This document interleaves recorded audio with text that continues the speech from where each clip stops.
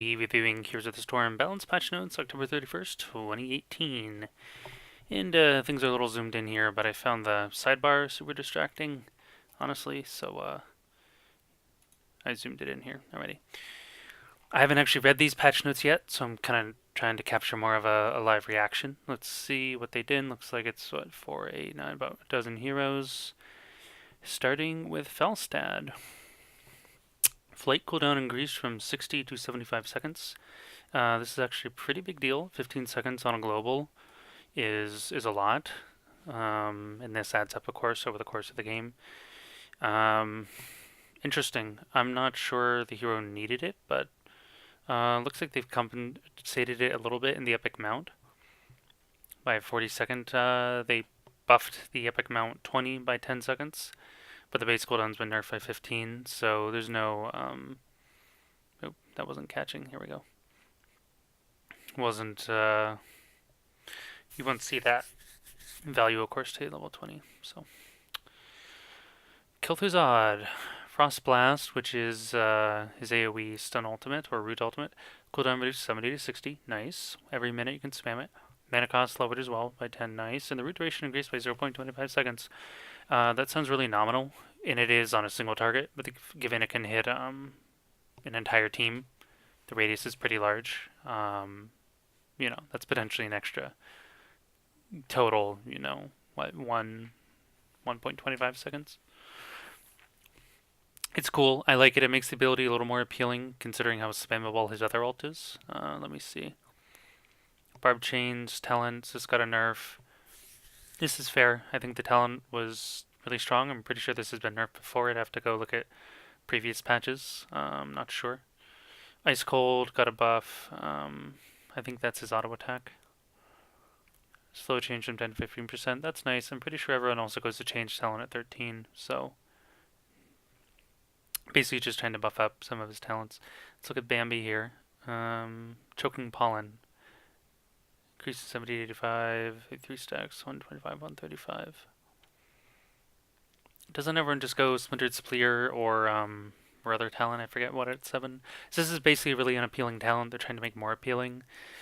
I doubt it's going to be the case. I'm not actually even in HOTS. Haha, I should be here.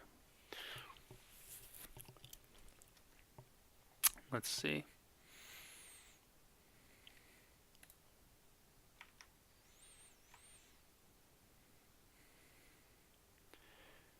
Moving on to Zag. Nidus Network, maximum number of Nidus worms reduced from 10 to 4. Yeah, this is fair. It could get pretty ridiculous late game with the level 20 upgrade and the amount you could spam all over the map. There were the Nidus coverage you could get, and then, of course, the charges on her Nidus are already pretty long.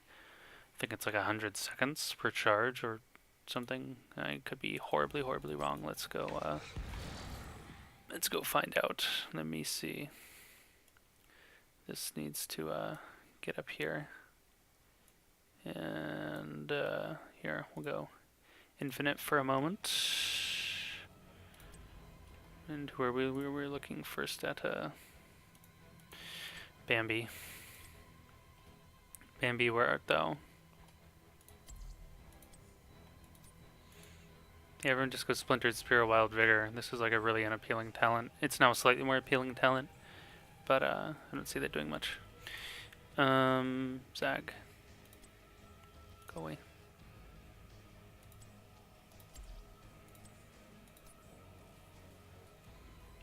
Stores up to 2 charges. Yeah, charge cooldown's 2 minutes. So it was even more than I said. So sorry for infinite screen. So it's already 2 minutes a charge. Like, it would take a really long time to actually build up that many anyway, without them being found and destroyed by the enemy at some point, which is fairly common practice when fighting Zagara. Find her Nidus networks and kill them. But I could see how this could get out of hand in certain games. So it's not an unreasonable adjustment. So a nerf to Zag, but I mean, you typically are only using 2 to 4, probably 2 to 3 on average anyway for Niduses. So, conversely, completely forgot to bring up my chat, just in case anyone's around.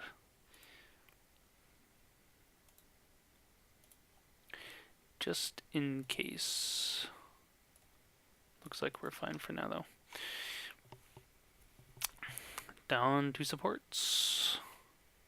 Window capture isn't the best for this, but it works. Healing brew, base healing amount reduced from 190 to 181. That's kind of notable. 9 healing. This, of course, this is base amount. This, of course, scales over the course of the game. So, but the hero has a really good win rate, if I'm not mistaken, 55 or something. To the hot slogs, 54.8. That was close. So this is just to bring her down, and I mean, she's never used in higher tier games, right? But she's actually a really good hero that's pretty underrated. So she can be really bullying, put out a lot of healing and a lot of damage while being pretty survivable. Hard to catch, hard to take down. Hindering winds also reduced. This is fair. It was a pretty strong talent. That's the one that slows enemies after they're hit by her winds for yay long.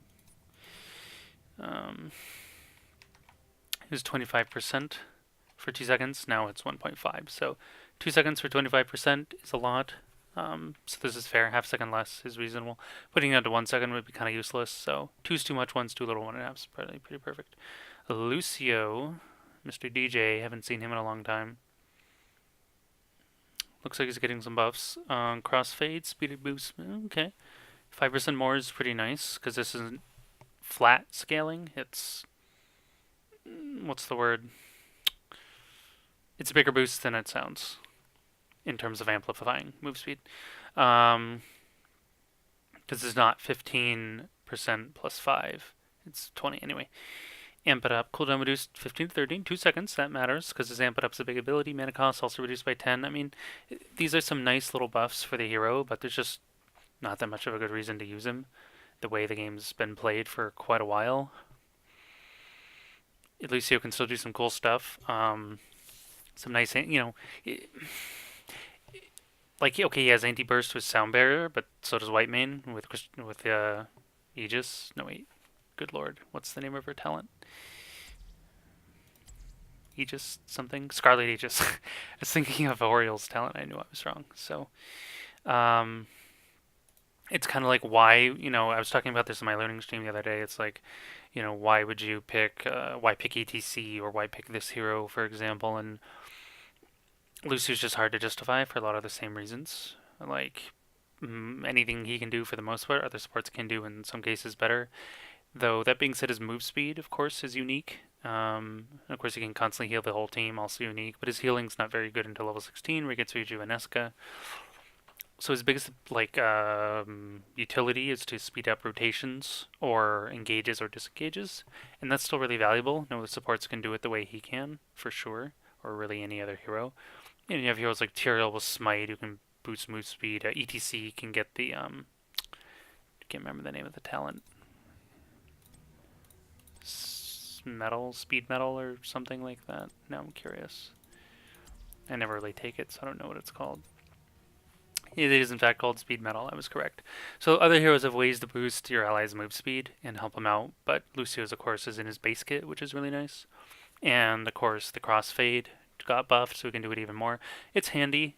And if you happen to be a team who really likes Lucio, maybe your support player is just amazing on Lucio, and you're just really used to playing with what Lucio provides you, then sure, this is nice. But if you haven't been using Lucio, this isn't like, wow, we're suddenly let's start drafting Lucio, guys. It's not really gonna matter. Oh, we move together got removed. I honestly do not even know what that did. Let's look at what that talent did. It's probably some sort of move speed thing. Oh, well, I can't. Right, it's not even in the game. Okay, well, sorry. I'm a noob. I don't know what that talent even was. Tyrande, the big lady herself. Let's see. What do we have? Ooh, this isn't moving as much as I thought it would. Come on. Alright, there we go. Heal amount reduced by 10. Again, this is notable. So we saw Lily get a nerf by 9, Tyrande by 10. Cooldown increased from 12 to 13. This is also relevant. The 1 second really adds up. Further incentivizes her to get those auto attacks in for the cooldown. I like this. Spell armor on her talent. Kelderai Resistance is one of my favorite talents for her. This is fair. Really, you're gonna have to spam it on your target because it stacks up to 3 times, I believe. So the duration's shorter now. Ranger, maximum range damage increase from 150 to 250. That's her owl. That's a pretty big buff, actually. Um, basic attack speed increase reduced from 25 to. Wait, what? Oh, 20. Okay, so she got a nerf to her Kelderai resistance, a buff to her ranger talent, because her ranger builds have largely been dumpstered because, of course, her prior ranger builds were largely overpowered. So this is kind of the knee-jerk reaction to push them in the other direction. Um, what's better for Tyrande for anyway? Oh, of course, everyone just goes Lunar Blaze, and also True Shadow is pretty nice. But the Ranger Piercing is interesting. It could do some pretty sick damage now, especially if it pierces a bunch of heroes, 250%. Pretty nice. Across the map snipes, but again, it's hard to justify taking this talent when Lunar Blaze is so good, and True Shadow can be pretty sick sometimes in certain moments. So it's really clutch. So not much of a reason to take this talent, unfortunately.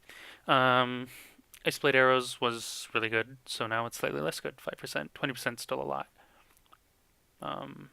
That was the old, like, what did they even call it? The old, like, what's the word? Generic talent for the upgrades for, like, Raynor and all those other auto attack heroes. I honestly can't remember.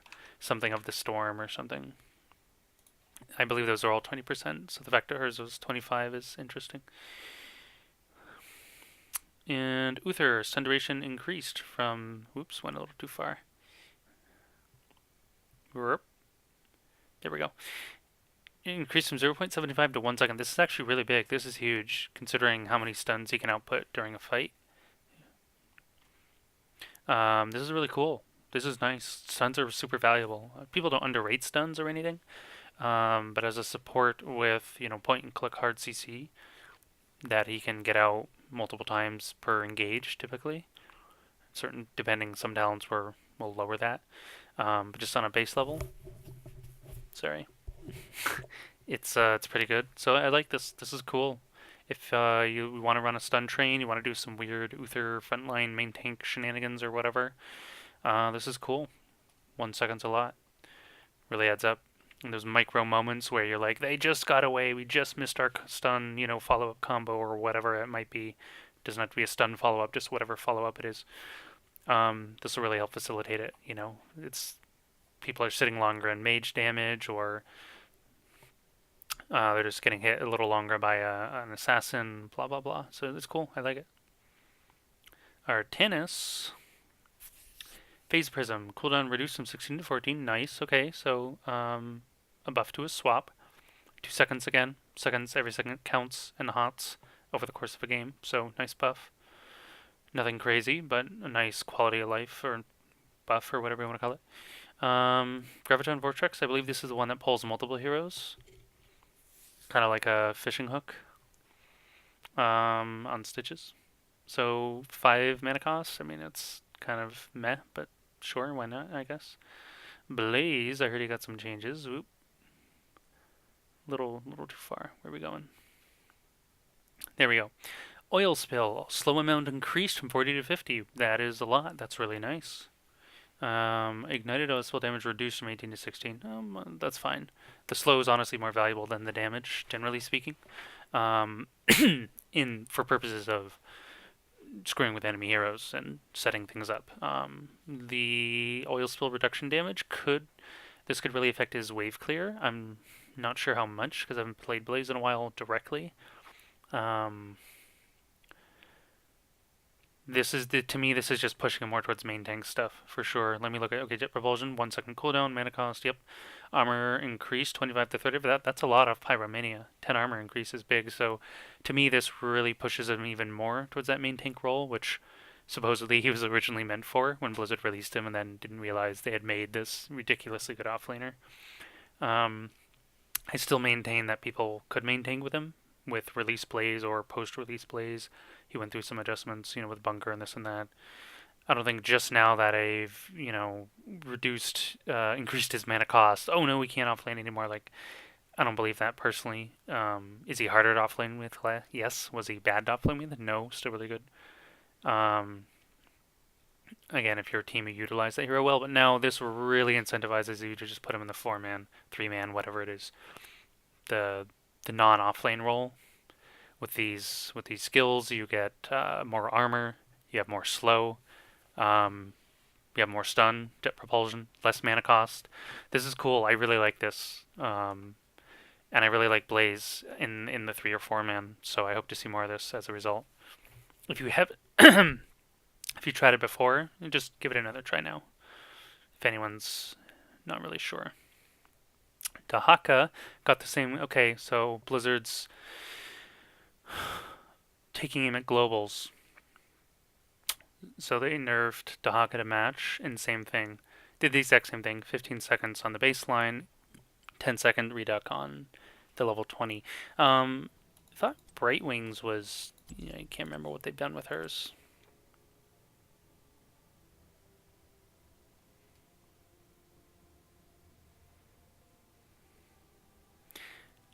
Why can't I find Bright Wings teleport ability?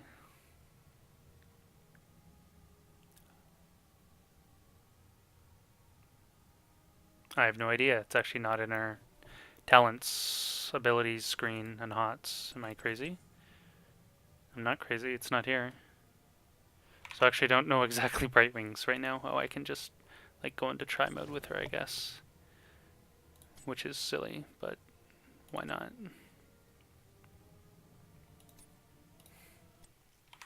Alright, that's loading. I'm just curious, because they've mucked around with hers, and of course she has ways to reduce it through talents.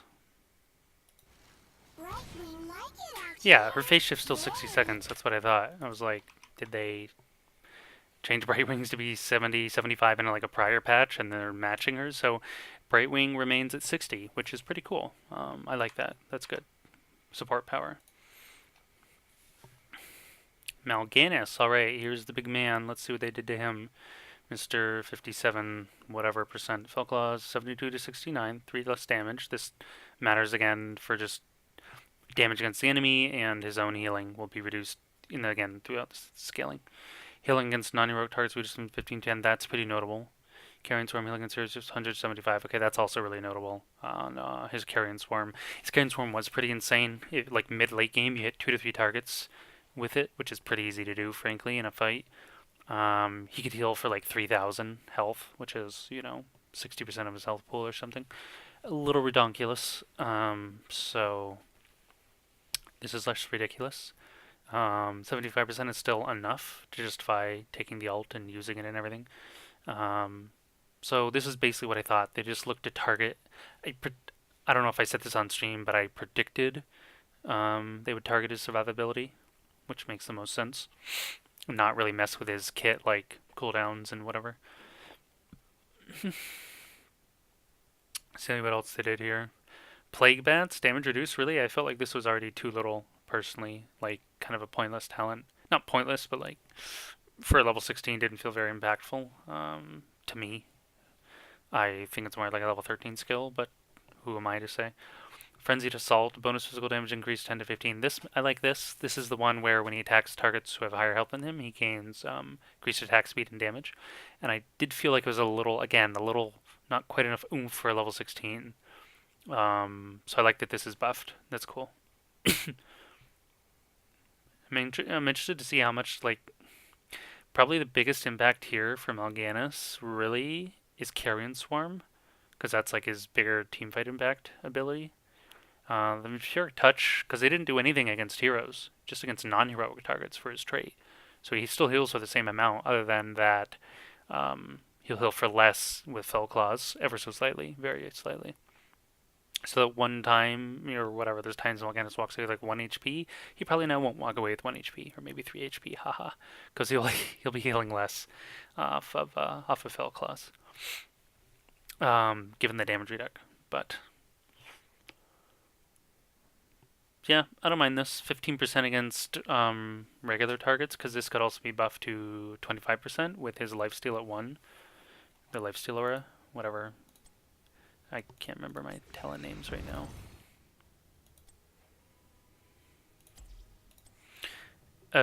It's simply called Vampiric Aura. I knew that. So I could of course buff it to 25% against regular minions, which is a lot, and you can still buff it to 20, which is still a lot. But now baseline's 10. That's pretty fair. I don't mind this. But is it enough to bring him down to like that 50, 3%? I doubt it. I feel like this will just drop him like 3% or something. But maybe I'm wrong. We'll see. And again, Blizzard, I prefer this. I don't like Blizzard being too heavy-handed.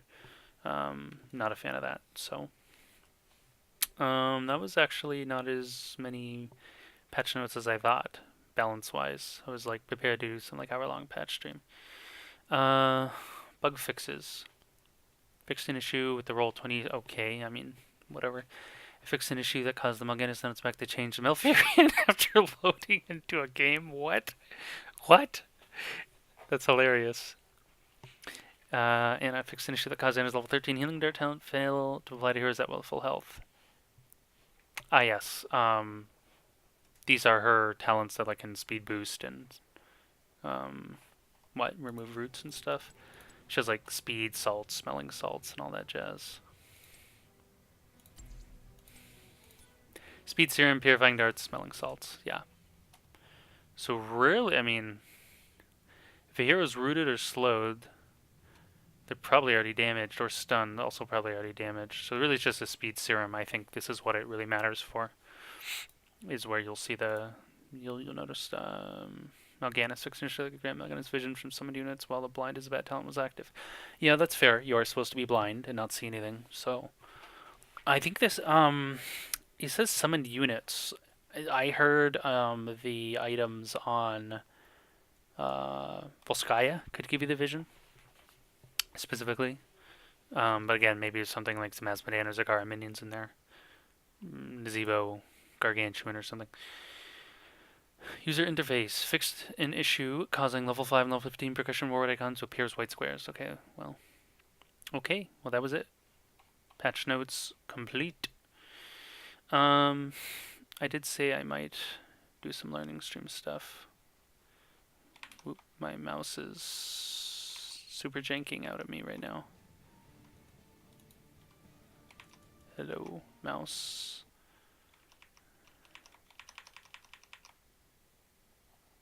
Yikes.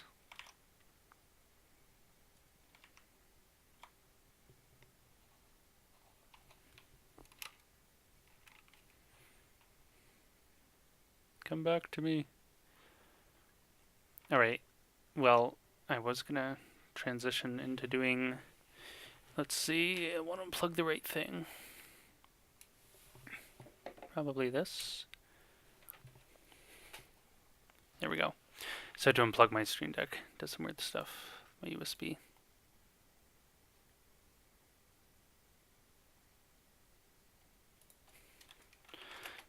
Someone's pinging me. Alright. Questions. Which question were we on? Let me check that. We were on... Ah, yes, the tier list question, which I think is this one. Nope. Nope.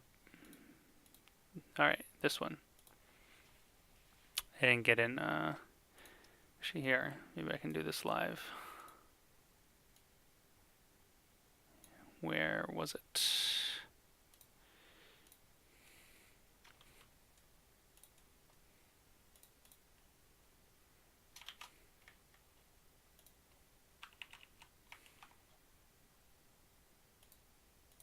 There it is. I wanted to get this little guy in here is like the question mascot. Here, maybe you can like fill the box. Boom. Then I got to resize the questions.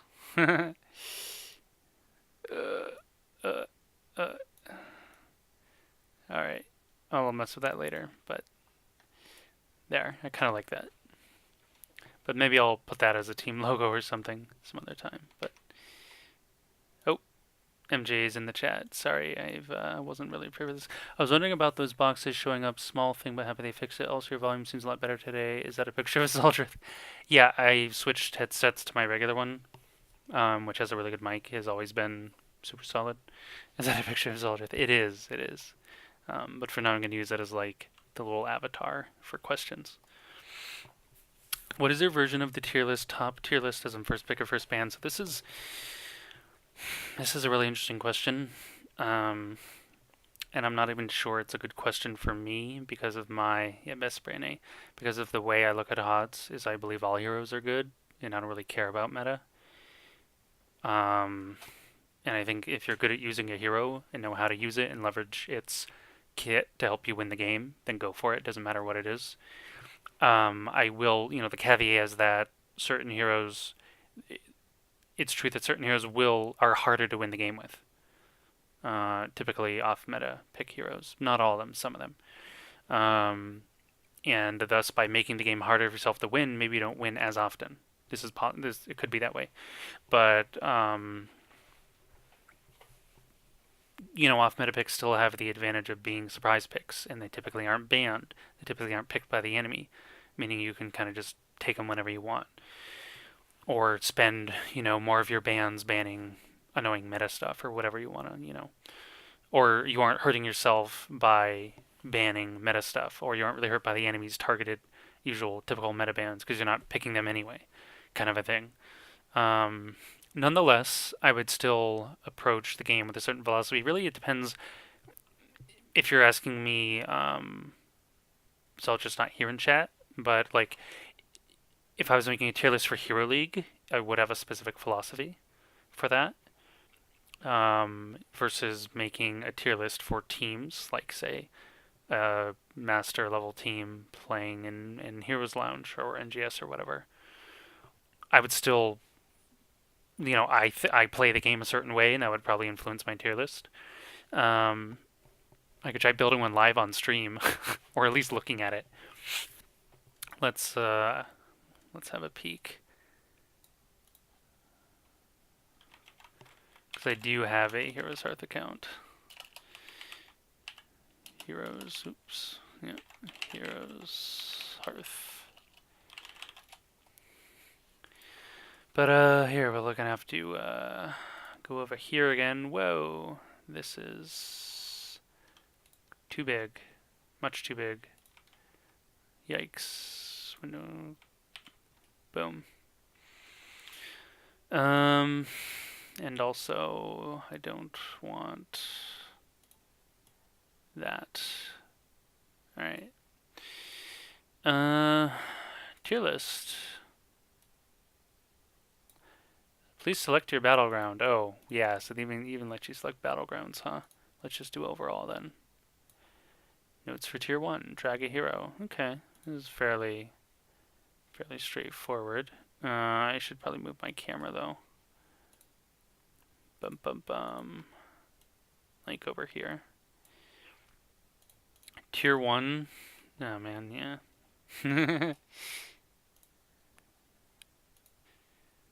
My tier list. Oh, I think his question also. Sorry, go back to questions real quick. Oh, just my version. Okay, not like why necessarily. I'm personally a fan of stun trains, so we'll probably start looking at heroes like that. And we're still looking at. I still like ease of execution myself.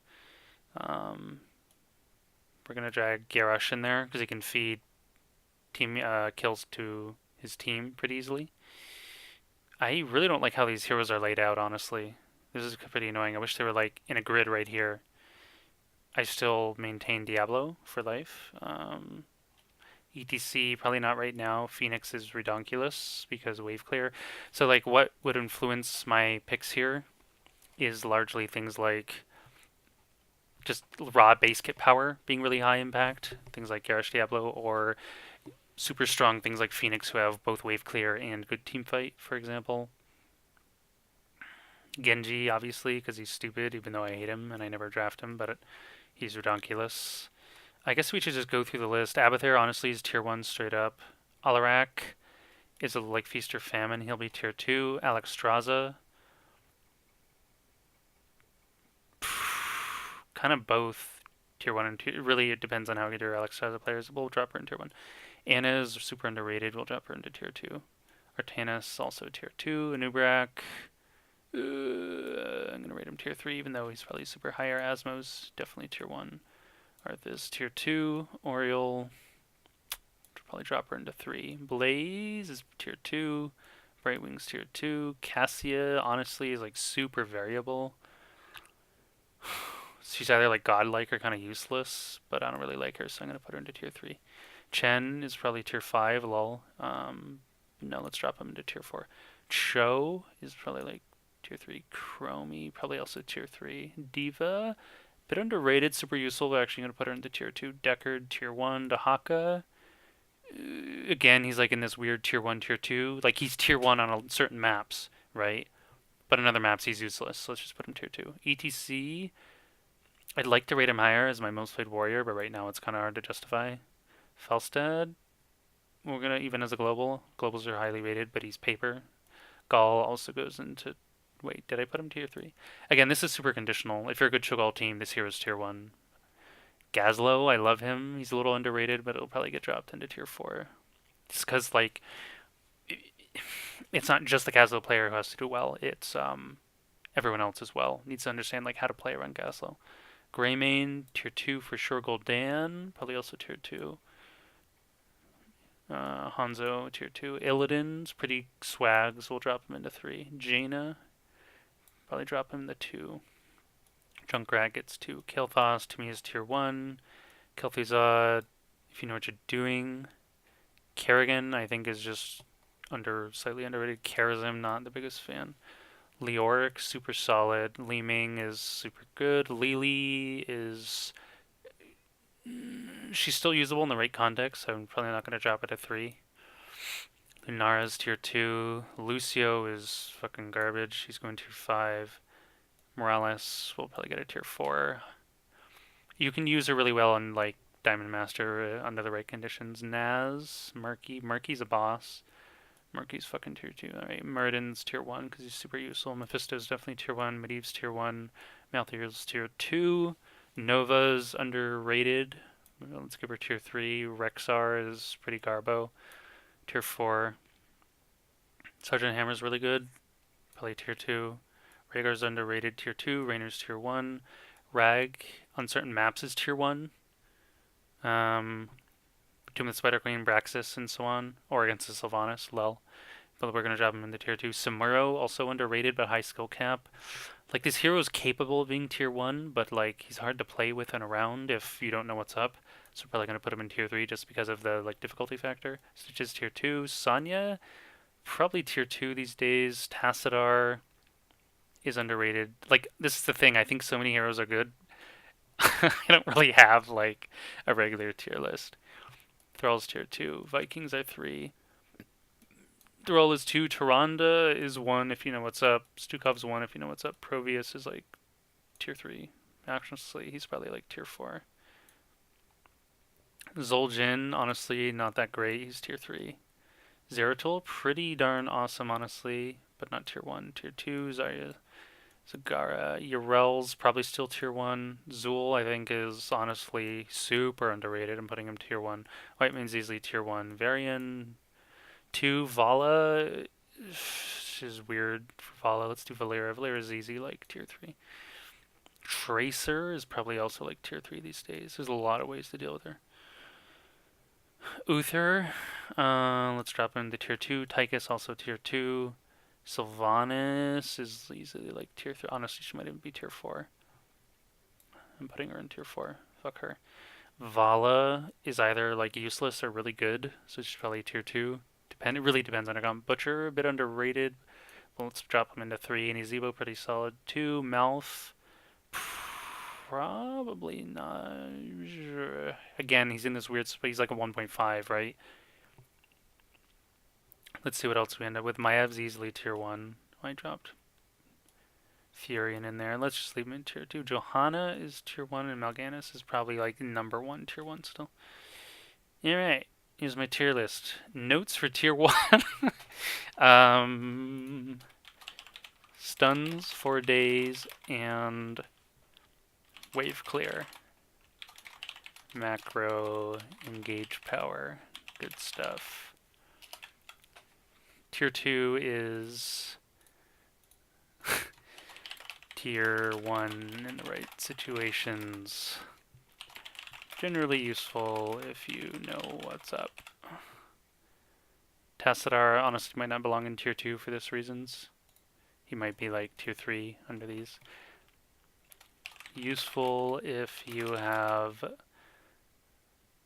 strong or confident players understand the hero kits to, I'm wording this weirdly, win condition. Something like that. Did I even condition? Tier 4. Whoa, my mouse is doing things again. Alright. Notes for tier 4 have their moments, but probably best avoided. How the mighty have fallen. Alright. This again is like super quick and dirty. You know what I mean? Like. So there's my tier list. Okay, now my window's in the way again. Oop. I need this. Boom. Get me out of here. Alright. Like this is, yeah. Anyway. I'm not, like my tier lists are almost pointless because I say use everything. But it would look like something like this still. There we go. Quick and dirty tier list. Just so I can say I did it. Alright, there we go. Question 8 is gotta be resized. Alright. I just gotta make this whole area. Like, anyway.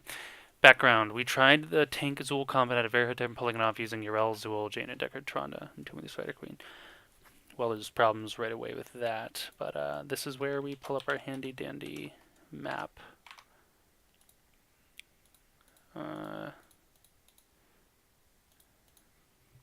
Map picker thingy. And if we're on the drawing board, I think I have, oh, no, it captured it. All right, we're cool. We're cool.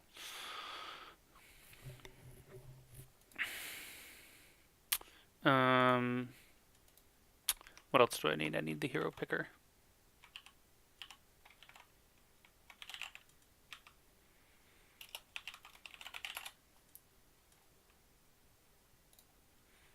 There we go. Yeah, alright. So, we had it with Yrel, Zool, Jaina, Deckard, Tronda. So, we're gonna draft this bad boy up.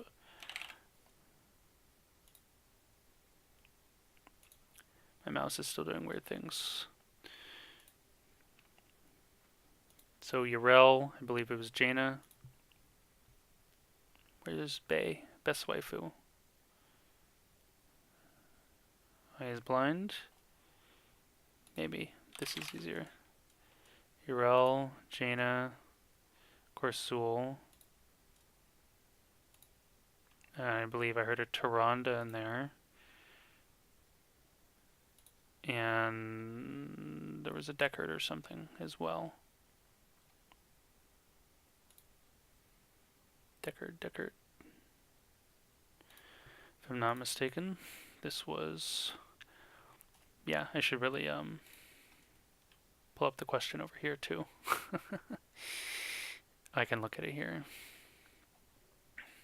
Alright, my mouse is still acting a little funny. Maybe it's battery level or something. So this is the team, and you're saying you had a hard time, a very hard time, pulling it off using Yrel, Zool, Jaina, Deckard, Tronda, and Tomb of the Spider Queen. Where and how do you think this Zoltan comp can work? And if we used wrong heroes or style, what do you think we should change? Is it viable? Okay, so there's a lot of questions going on here. I should also just get this question here. I can do this. Copy and paste. Boom. It's gonna like just hang out here. Boom. It'll hang out like up here or something. Just hang out up there. So there's a couple of problems with this. One is there's a lot of things going on. It's very map dependent. So you said Tomb of the Spider Queen. So I believe the original idea you got this from, yeah, you told me it was from a pro game, and this was on Infernal Shrines, and they also had Greymane instead of Jaina. So two things here are relevant, that make why it worked so well for that pro team. Of course, the matchup also matters. If I recall, the game you showed me, you were against something like a Johanna Leo frontline. I'm almost positive, which makes it really difficult to catch anybody playing a very short-range catch-heavy team such as Jaina, Yrel, Zul, Tyrande. You're not getting backline targets, right? You have to just go on whoever's available to you. And when you're fighting a Leo and a Joe, both of them have unstoppables. Really hard to do. That's problem number one. Matchups matter. The draft order matters. Problem number two is you picked a Jaina. The original draft idea had a Greymane, which I think is a lot better in general, because Greymane can hyper carry, not the same way in Vala can, but in melee. So they like you have double support to support an assassin who just wants to go ham and wants to die and wants to do crazy shit, or just stand their ground and fight. Jaina, with all, it doesn't matter how much support she has, how many heals are being thrown on her, her damage output is still limited by her cooldowns severely, and her cooldowns are quite high for the mage, some of the highest among all the mages, straight up. So, why do you have a double support here? Is the real question, right?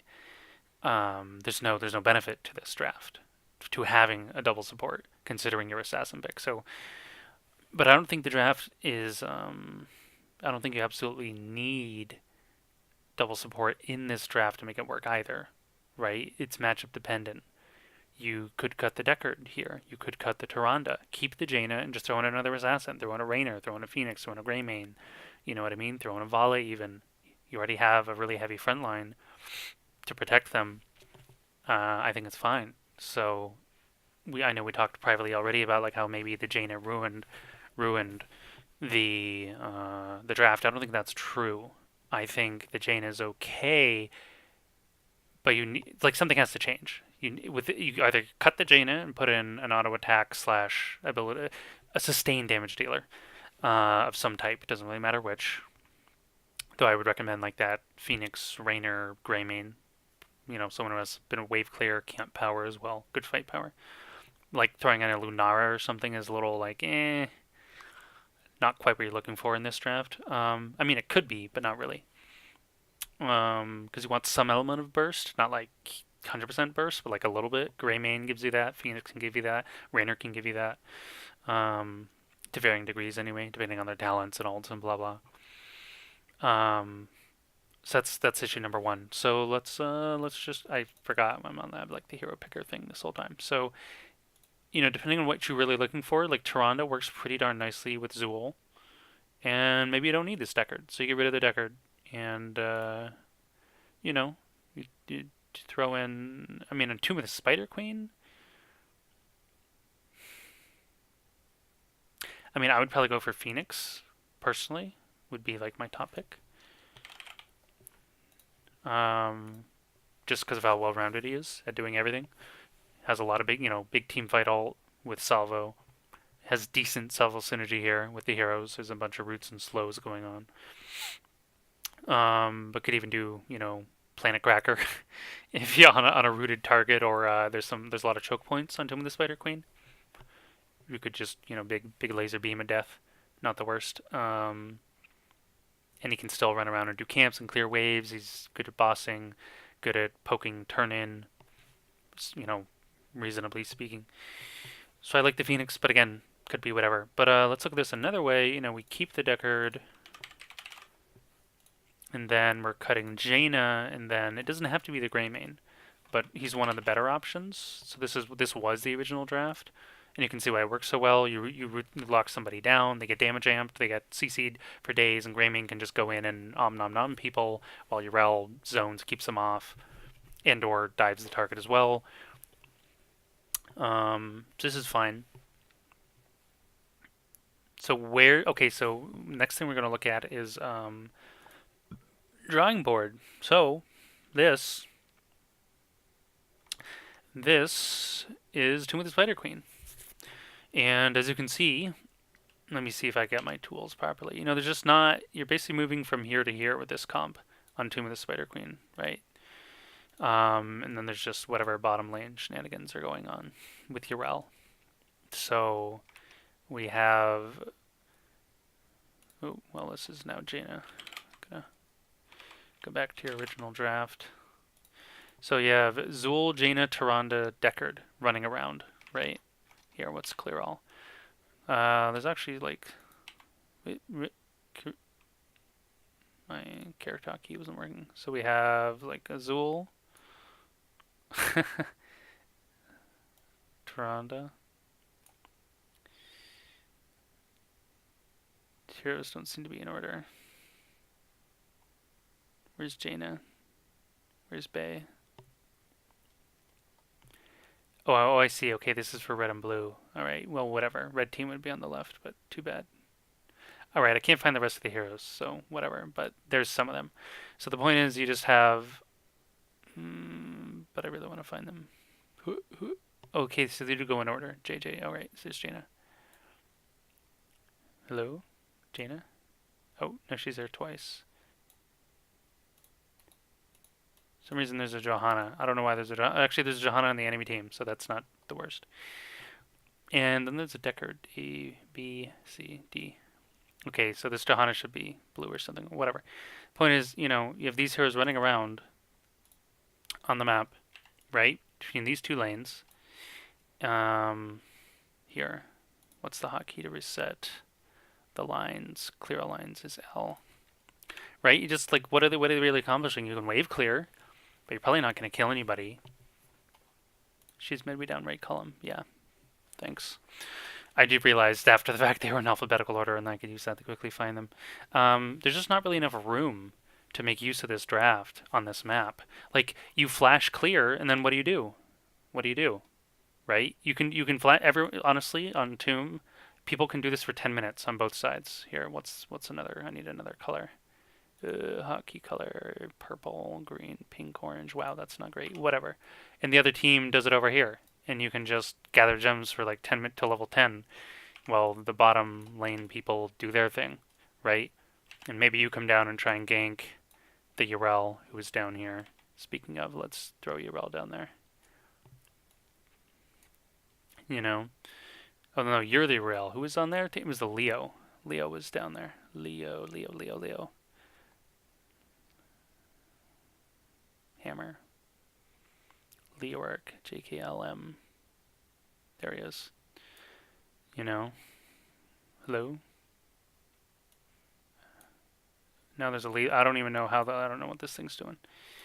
You know? So, there's not enough. So, okay, here's the thing about having lots of wave clear is it buys you space to go do something on the map. Whether it's take a camp, siege a fort, or whatever, walls, towers, what have you. Or look for a gank. It buys you room to do something because you're clearing so quickly and efficiently. But Tomb of the Spider Queen's too small to make use of this. You don't really buy yourself anything by clearing quick enough with this draft anyway, specifically because you have such a low kill ability, kill threshold. That's not the right word. Kill opportunity, maybe. And there's not enough mercs either to really like do anything, especially since one of the mercs is, nope, that's the wrong way, is all the way down here, and the other ones are just here. And of course, you can't grab boss kill potential. Yeah. So it's really hard to make use of the fact that you can flash clear with Zul and Jaina. Then what do? You just sit around twiddling your thumbs. The enemy does the same thing, and nobody cares, right? So this 4-man also isn't very scary. It's not bad. but it's not that scary. I think with a different mage it's better. Even you throw in like a Kael'thas or a Gul'dan, someone with lower cooldowns, it looks a lot stronger. Someone with longer range as well, probably better. Jane is actually rather short range unless you talent her for longer ability range, so which most people don't. Um, so first step, make the 4-man more threatening, I would say, but also the map. Okay, so now we're going to go look at Infernal Shrines, the original map this draft idea came from, and just like why the Zool Tankaday is so much better on that map. Infernal Shrines. Oh, it keeps my drawings. That's interesting. Didn't know that. Or the heroes, and that's just kind of weird. We don't really need the heroes so much. We're just okay. I can't see the whole. The map's actually too big to show on the screen here. But you can just look how much bigger the map is, right? And of course, we have your camps here and your camps here and your camps all the way down here, and it's pretty easy to steal the enemies with an invade, right? And you're rotating here, and your offlaners are doing things. The enemy's rotating, but there's so much more kill potential, right? You can intercept here and here and here and in the lanes and over here, right? There's just so much more room on Infernal Shrines to make use of the space you create through your flash clear. And the choke points are also and also of course, well, we have the shrines. People have to come and fight over the shrines. My drawing's terrible, though. Honestly, part of it's my mouse is like sketching out on me. Oh my god, it's dying all over the place. All right. What is happening? Right? You have to fight on Infernal Shrines. You don't have to fight anyone on Tomb if you don't really want to. You can just keep avoiding and stalling and collecting gems. The only forced engages are skirmishes around the turn-in. And even then, really, eventually someone just distracts and zones and gets the turn-in, right? And then it's okay, we run here to defend or push with the Weavers. Not like that on Infernal Shrines. You have to fight them. So your draft, the Zul'Komp idea works better as well when at a point in the game, or multiple points throughout the game, they're forced to fight you. In this case, it's on the shrine points. So the map's big enough where you can, there's plenty of mercs for everybody. Mercs. Wow, I didn't mean to draw there. Here, this is always open. Ostensibly, these are yours. 5 mercenary camps, right? Plus the boss push. It's really good. So you get the room. There's the opportunities you're looking for off of all the flash clear, whether it's the gank and intercept, taking mercs, then pushing with the mercs. Honestly, the draft, which was again, well, I lost the images. I should. I can just do this. Boom. Again, this is a really poor sieging comp, right? Yrel, Zool, Jaina, Dagger, Tyrande. Really bad at sieging, honestly. Jaina can be not bad at a point, but okay, Zool's actually pretty good with the Scythe build, but with the Curse Strikes build, but you need to go that build. So it's not the worst pushing draft, but it's not very great. So really here you're looking to capitalize off of mercenaries, you're looking to capitalize off of Punisher pushes to do the heavy lifting for you, which you can do. So this is where it shines. Not just on Infernal Shrines. What other map could it make sense on? You really want a rotate map. Volskaya, honestly, could be pretty decent as well to try this sort of draft idea on. Again, we have our item camps, our siege camps, our boss Doogie. It's not quite as many, but the items are really powerful, and the protector, of course, is super strong to do a lot of pushing for you. So again, could be interesting on Volskaya. Look for rotate map plus big, which is really Volskaya, Infernal, maybe Dragonshire could be interesting. Because again, there's plenty of high impact mercenary camps on Dragonshire.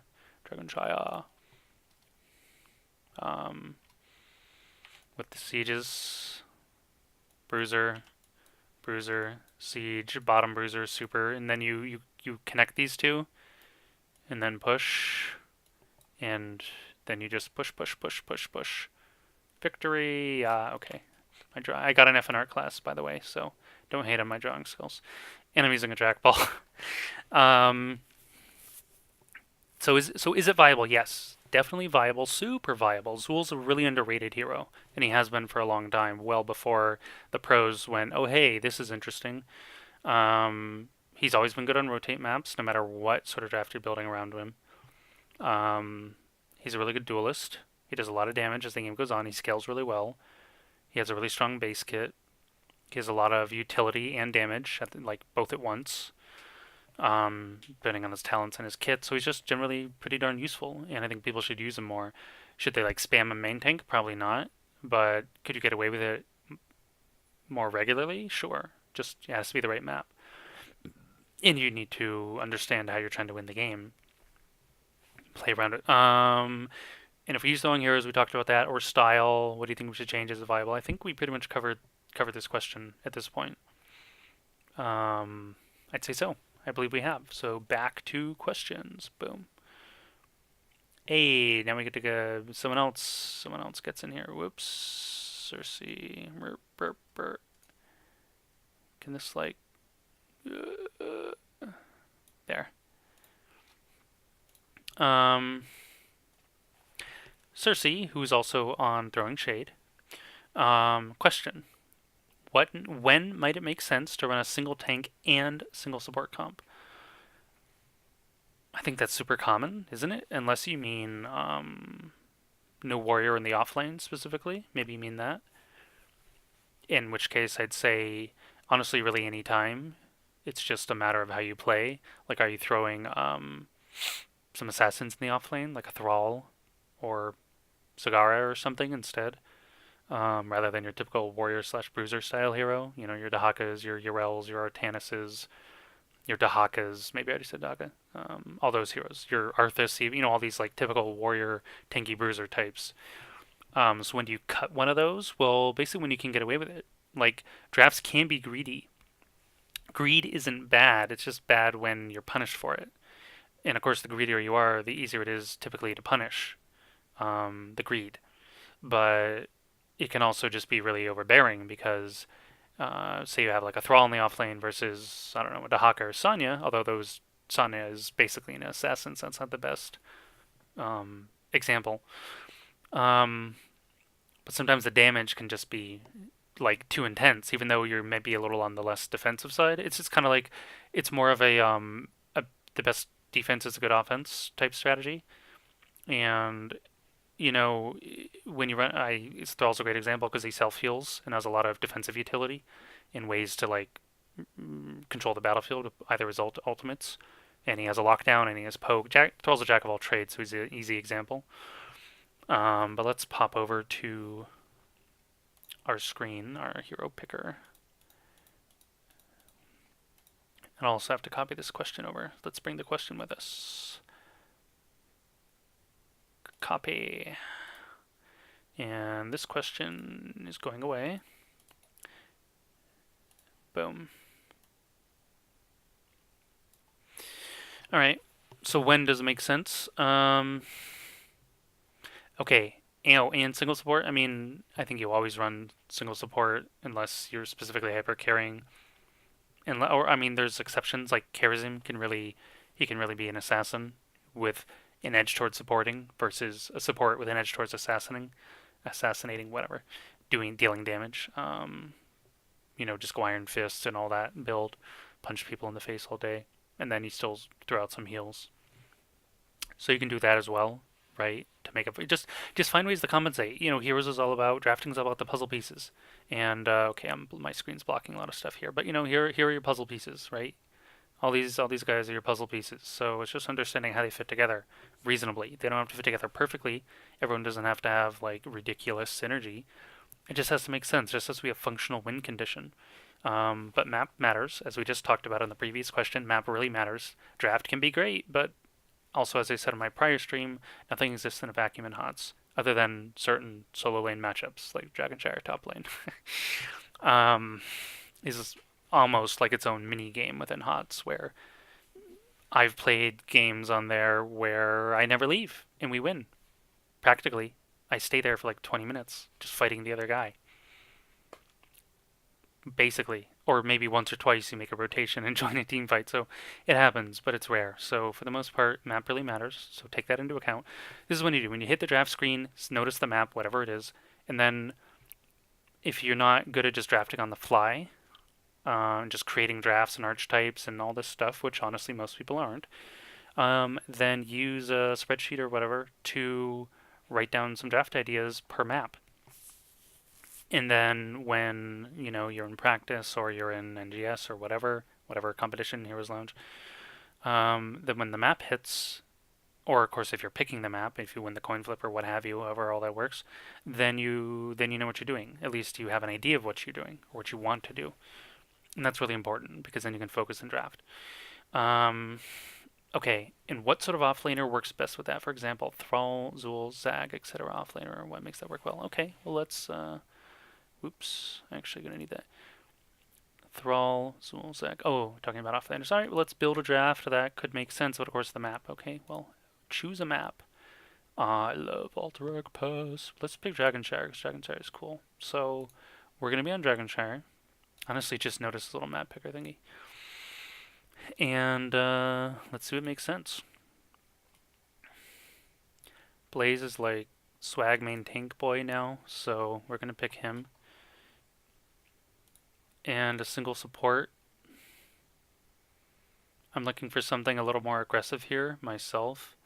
If you wanted probably another mount, I'm honestly going to go with Brightwing because this gives you the ability to help your offlaner if you need and really like secure, because it often comes down to like a very narrow duel depending on the matchup. And a Brightwing swoops in, easy cleanup kill, gives you a lot of XP, and then she just makes her way back down. Or she can chill in the lane if her offlaner needs to go all the way home, hearth all the way home and come back, and she can just sit there and get the cooldown reduc off minions, which is, I think, just a talent that, doesn't she?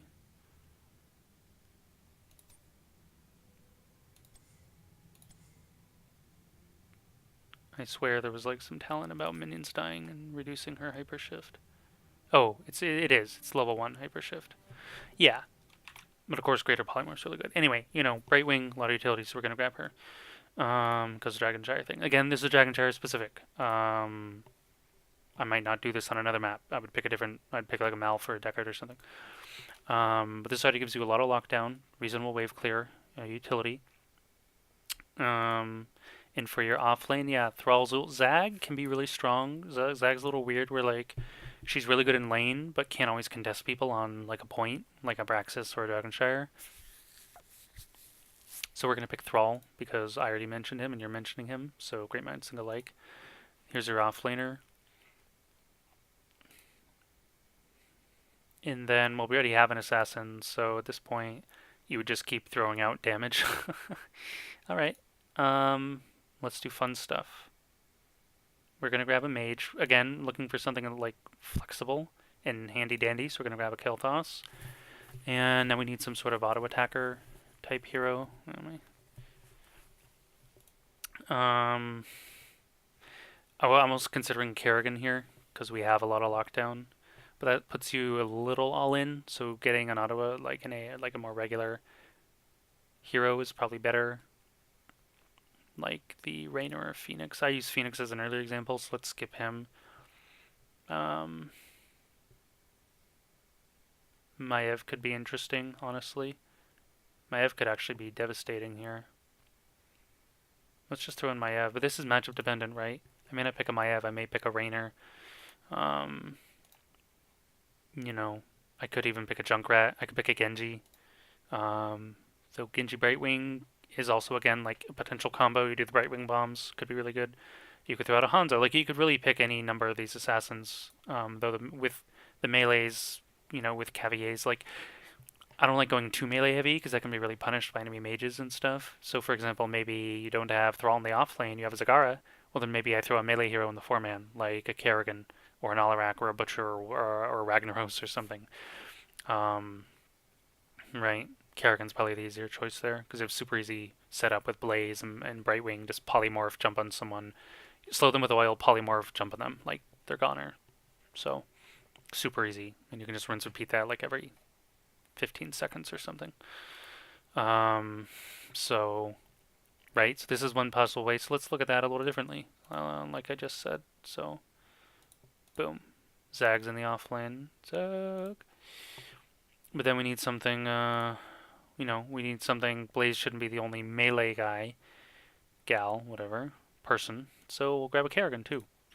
And then, this is pretty solid as well. Has some this draft has a lot of pros. It has some cons. Pros is it's very high damage. It's very high wave clear. It sieges very well. It should win just about every lane. But it's probably weak to a bunch of dive. Other than, of course, at a certain point, Brightwing can just get like Emerald Wind, and then nobody cares. So Blaze Bunker slows, and depends how much dive. Bans matter, enemy matchups matter, but I would do something like this. So sort of back to your original question, when might it make sense? I mean, really any time. This is a lot of team identity stuff. How do you want to play? How do you want to win? How well do you play what archetype? Are you really good at sustain and hyper carry? Are you really good at macro? Are you really good at you just want to run at people constantly and just never mind the map so much and just kill, kill, kill. And then since they're always dead, you have time to do whatever you want on the map. Or, you may not be clearing, but they're dead and therefore they're not clearing and you're still doing something. Every draft has a win condition. Or should. I mean, every archetype has a win condition. And dive often contains elements of burst. But sometimes it can really lack wave clear. Maybe you just go heavy on the wave clear and you chill, right? You just super chill. Maybe you're even scaling with something like an Asmodan or an Azevo. And you don't really mind if the game goes to late game because you kind of have an insurance policy. Um, and you should have a level lead because you're clearing and just flooding the map with marks and always clearing waves and a bit of a global control, maybe through a global hero or an Asmodan global minion, right? So how do you want to play? How do you want to win? That's what it comes down to, and this is why when if you come in earlier and copy making my tier list, it's kind of like it doesn't really matter because anything can win in HOTS. It's just how well can you. All that matters is do you have a win condition? Step one, because you can draft in such a way where you do not have a win condition. It's possible. So step one, do you have a win condition? Step two, can you execute the win condition? I had players I worked with. Also, my music died like 5 minutes ago. I should put it back on. I've seen heroes who have picked a win condition that's too hard to execute. It's a super high execution, like all wombo combo. Everyone has to hit their buttons at the exact same time or in the right order, or it fails, and that's not great either. So, it's great if you can pull it off. Sorry, my screen's like I'm switching around windows. It does some glitchy things. I should just do this. It's great if you can pull it off, but if you can't, then you're probably just going to lose. So, your draft should be real. It should be practical. Practical in the sense of it should meet. There needs to be a draft skill level needs to mesh. You can't have draft here and skill down here. You know what I mean? Then it's not going to work. So I don't, the old, like, probably honestly the only player I know very well in the team is Zaldrith right now, and a bit of MJ. So there's a bunch of new players on the team, and I'm just kind of waiting for everyone to figure out and settle in on, like, team style before I could offer more pointed advice at you guys, specifically for throwing shade. So So I can't answer this for you, right? I can just give you this information. So then it's up to you guys to see, okay, well, what do we play well? What should we focus on? Then I can give you more pointed advice. This is what you play really well. This is what you don't. For now, focus on this, and later, if you want to get better at a certain other draft style, archetype, whatever, then sure, you can practice it or slowly work it in through different heroes. But for now, okay, so if you had a loss with the draft, again, just look to something meta, some meta heroes, or I believe you've made spreadsheets of what everyone's good at playing. So just find some puzzle pieces. Step one: support, main tank, main support, assassin. It should work together. That's your baseline. No matter your draft, try and make those three things true, and your life will be very easy and very. You'll always have something to work with, and then your other two picks, you're just icing on the cake. So tank, support, assassin should be able to wave clear. Camera should be able to wave clear, take camps, get kills.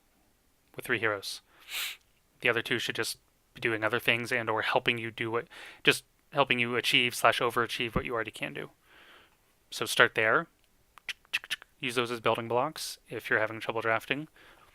I'm pretty sure people can manage that within their roles. Or at a minimum, if like 3 is too much, then go with 2. Main tank, main support. Stun, slow, root, throw, stun, hook, root, whatever. Pick just something that works together. And then you're layering on your assassins and blah, blah, blah. Do that. All right. Next question is from Jesse, as I like to call him. He's also on Throwing Shade. I believe he's support. What support pairs well with Diablo A dive comp and why? Okay, so this was I touched on this in my last stream, and this was a result of me talking about a certain draft from a pro team I didn't like, which I had. In fact, it's here somewhere. Whoops. Haha, now I'm back. Surprise! I think it's these. Yeah. So, top draft. Top draft, good. Bottom draft, bad.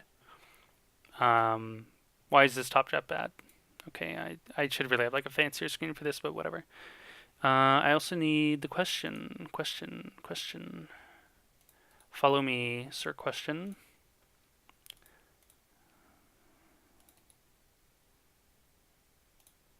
Boom. Yeah, we'll just put it down here. So, here, can I just like add some text or something? text.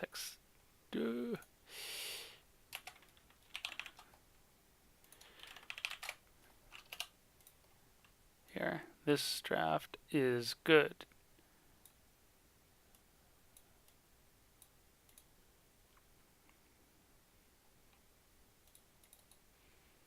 Copy. Paste. This draft is bad. Alright, and specifically this was on Tomb of the Spider, Towers of Doom. So why was this draft bad up top? Oh, I can't see my pointer, but I'm pointing. I guess I could do this on the hero picker screen, but whatever, I'm falling asleep.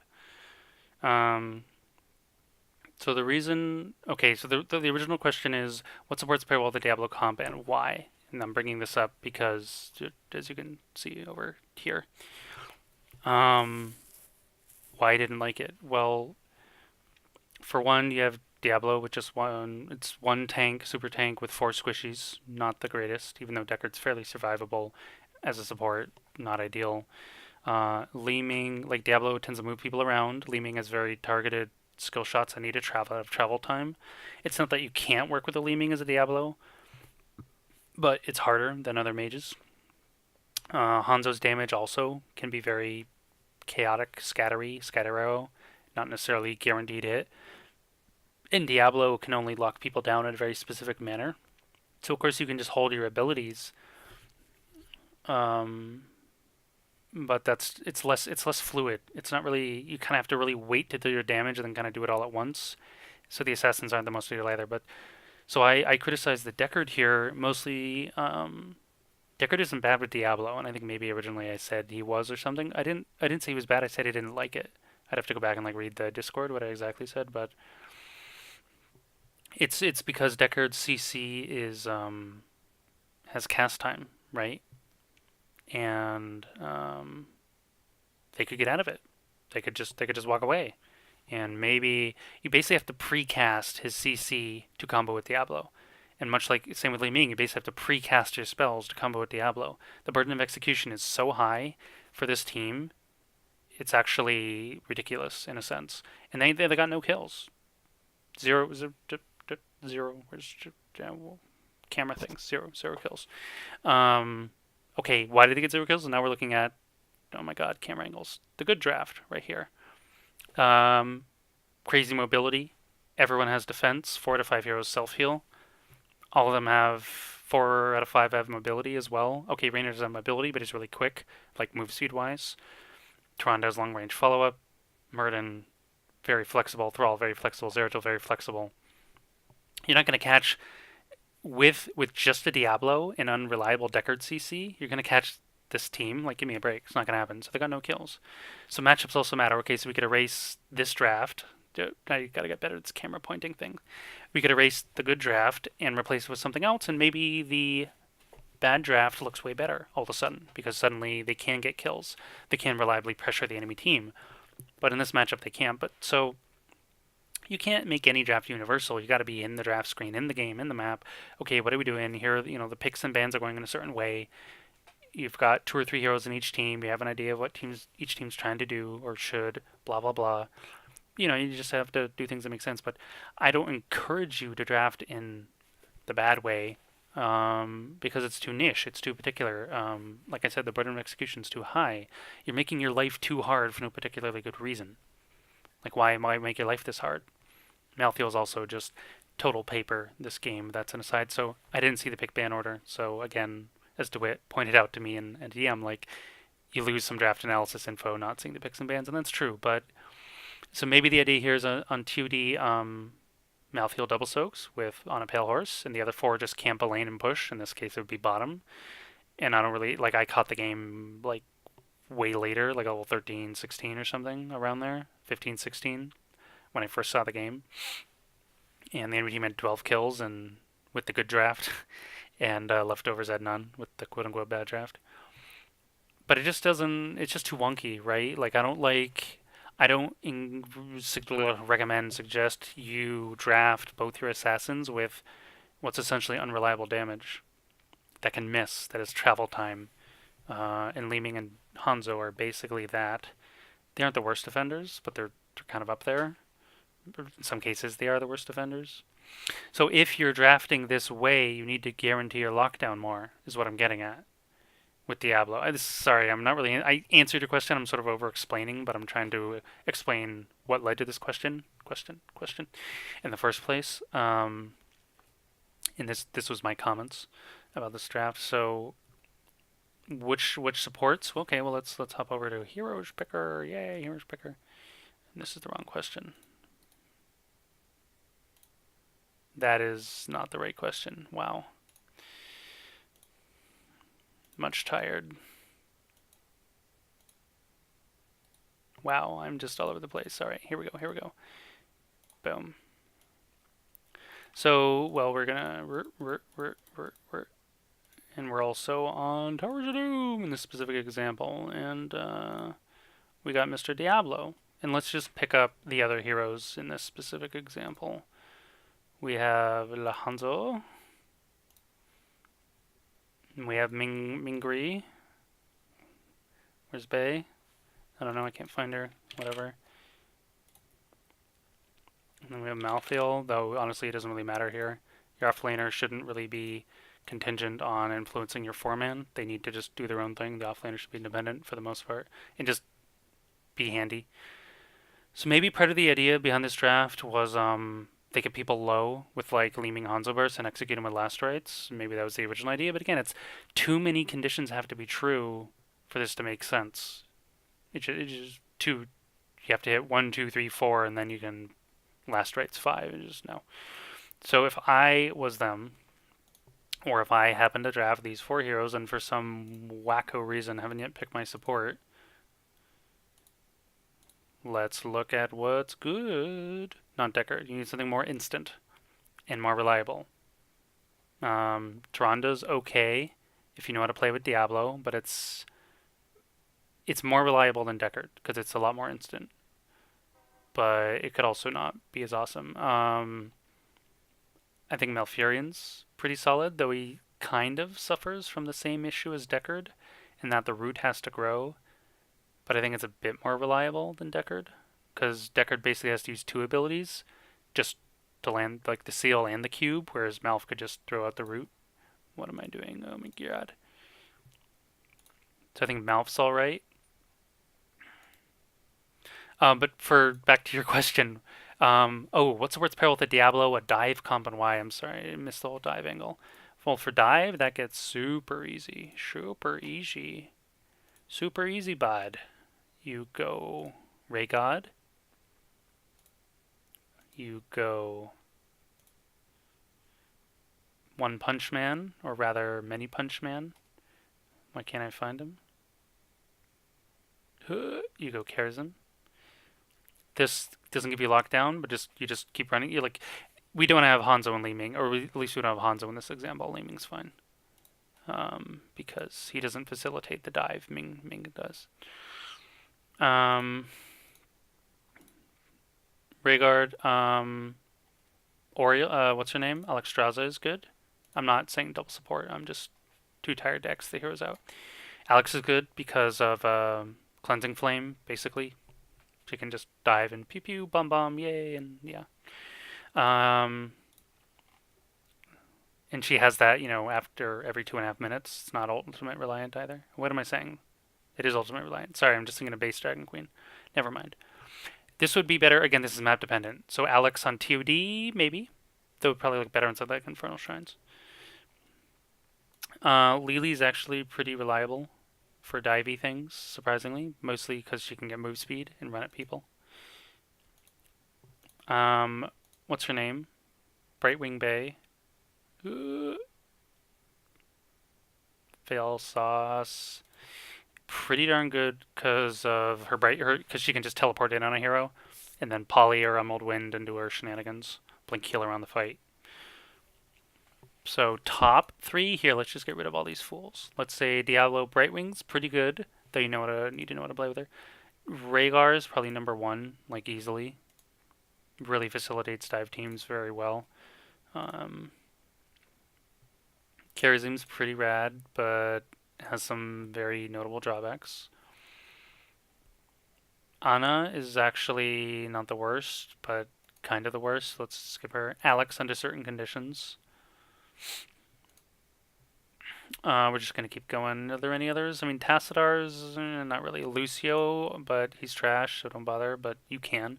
Technically, Speed Boost does support dive very well because you just boost everybody. Yay. Probably that. Specifically, divey things, I would say. It also depends, like, how some teams are like really short range dive. Some teams are like dive the back line. This matters. But I would say these.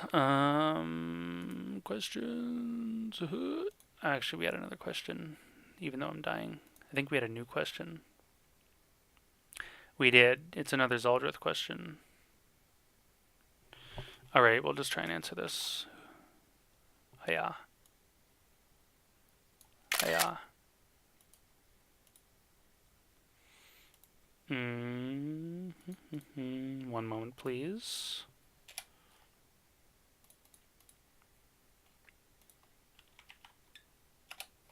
Yay, new question. Is solo heal Abathur a viable option, and if so, where is it powerful? Is it a viable option? Yes. Yes, it is. Yeah. And if so, where is it powerful? Well, step 1 is you need a map where Abathur is useful. And Abathur, where you can do Abathur shenanigans. So big maps. Don't do it on Tomb. Don't do it on BOE. Though some people like to, but I don't recommend it. I don't think it gets enough value and you have to fight too much. You want a map where you can not always have to fight the enemy all the time, because you're 5v4 most of the game, and that can be very unideal. In the right cases, it can be more ideal, but the point is you're trying to get the Abathur value, get an XP lead, siege them, draw their focus, force you into 4v4 where they new Abathur hat people, blah blah blah. So anywhere there, I mean, step 1, anywhere Abathur is good. Step 2,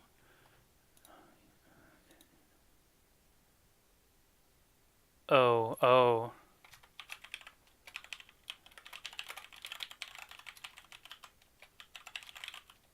Oops, did I just ping the wrong person? I think I did. Wow.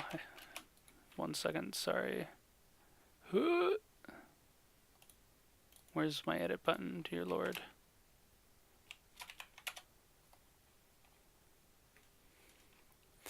Sorry, someone joined my Discord to talk to me, but I was muted indefinite.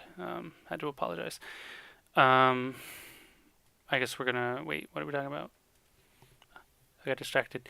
Abathur stuff. Where is it powerful? Abathur is good. Okay, so then we're going to right. We're gonna go to our hero picker. Always got to bring the question with me though.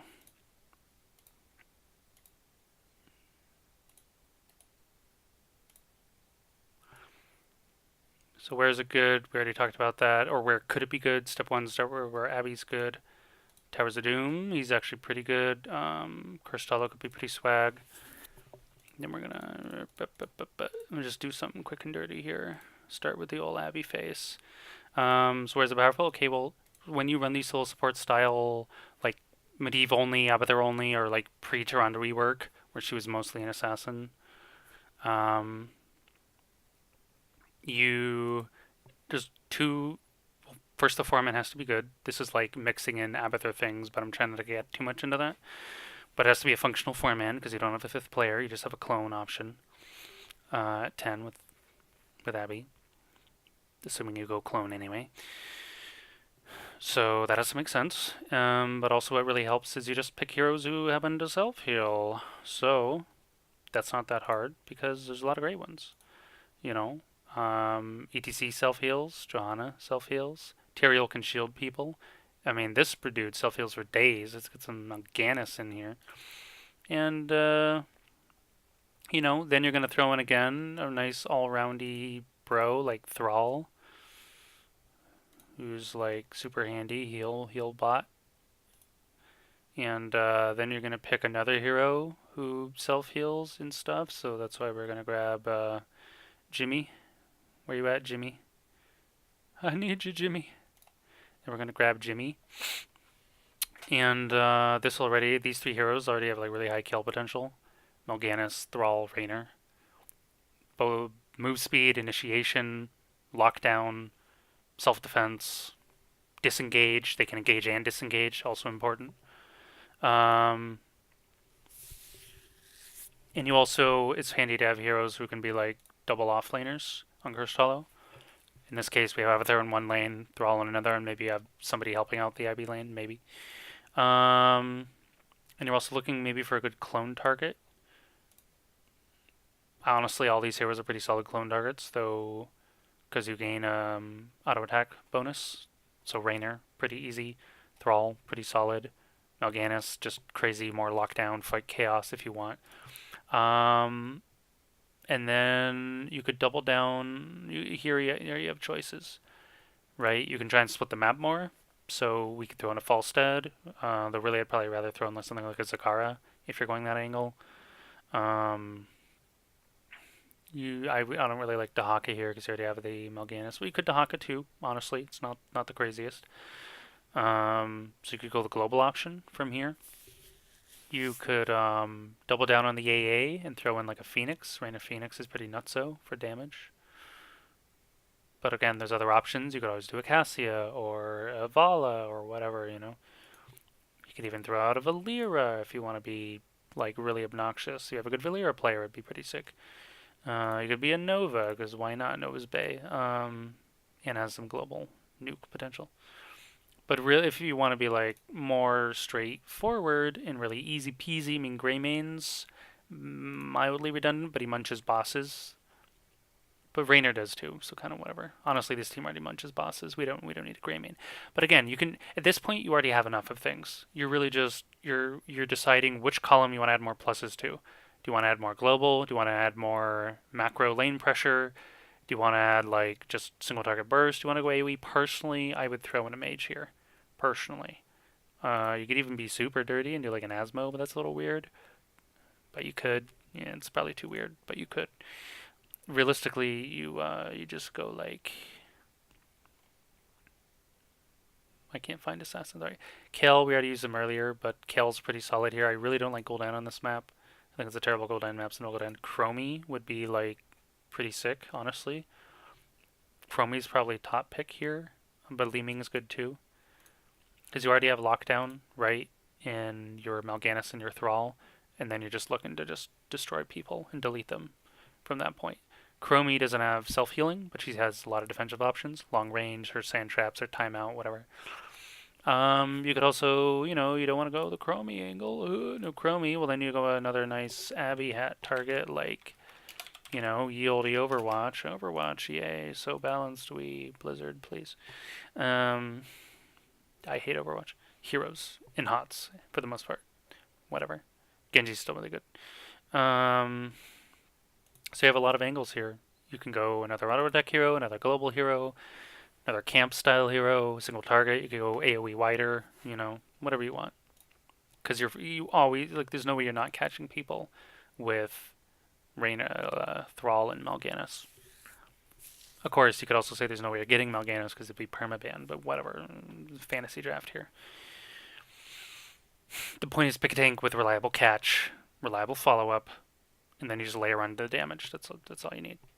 But self healing tanks are really nice because then either you're just supplementing what people already do. Ideally, like everyone on the team heals. In this example, 4 to 5 do, so Genji doesn't fit that bill. But neither do the mages, honestly, unless you're Kel'Thuzad and then you can lifesteal. So maybe you just throw in Kel'Thuzad. Could be pretty swag. You have a lot of options, is what I'm saying. So you just find a foundation and choose what column you wanna tick. So I think that answers that question pretty reasonably. But I'm dying. I'm dead again. I need to get off stream. So I will. But I hope this was informative. Patch review and got through the questions with some rambling, with some examples. So thank you everyone. Good night, and don't forget to submit questions to in my Discord Stream Learning channel. If you're not part of my Discord, ask for an invite. Or if you don't want to bother with that, then just email me at ripperhots@gmail.com, and I will also answer questions through email if you want. And I'll just type them up on screen and from who they're from and all that, unless they're from anonymous people, in which case that's fine. So Discord, live chat, or camera things, and email. 3 ways to ask questions and or hit me up about hot stuff. So yeah. And probably see me next for a replay review. Tomorrow for Throwing Shade is when I'll be live, somewhere around 10 p.m. Eastern. So see you then. Good night.